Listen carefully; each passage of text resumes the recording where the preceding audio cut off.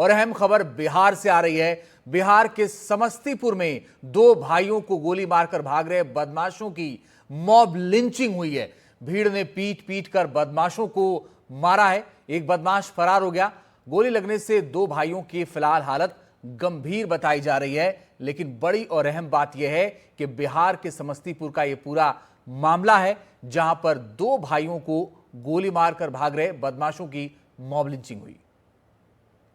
3 या 4 की संख्या में जो अपराधी आए थे और उनको मॉब लिंच किया गया, तो 2 उसमें से डेथ कर गए हैं और 1 या 2 अपराधी भागने में सफल हुए हैं। जिस बाइक से वो आए थे उससे वो भाग गए और 2 लोग मॉब लिंच हुए।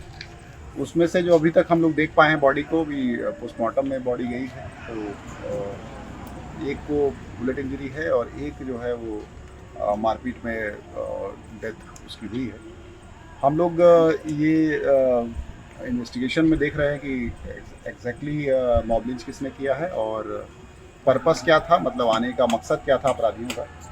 जो अभी तक की पूछताछ में आया है कि शायद मकसद लूट का भी हो सकता है या फिर कोई और बात भी हो सकती है, तो हम लोग दोनों ही एंगल से इसको देख रहे हैं।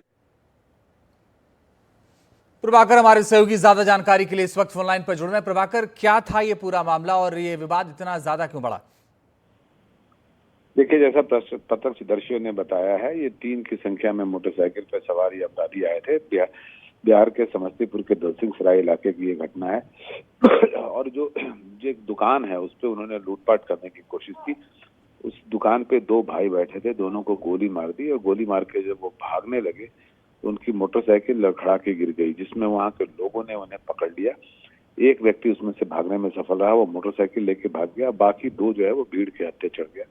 उन दोनों की इतनी पिटाई हुई कि उनकी उससे मृत्यु हो गई। तो 2 लोगों की मॉब लिंचिंग में डेथ हुई है। ये दोनों शातिर अपराधी हैं और ये बाकायदा लूट और हत्या के इरादे से वहां पे गए थे। पुलिस अभी इसकी तहकीकात कर रही है। तहकीकात करके इनकी शिनाख्त भी कर ली जाएगी। जैसा बताया जा रहा है कि ये आसपास के इलाके के ही लोग हैं जो आए थे अपराध करने के लिए और अपराध की घटना को अंजाम देने के लिए। जी, तो प्रभाकर, जिन 2 भाइयों को गोली लगी है उनकी हालत कैसी है इस वक्त?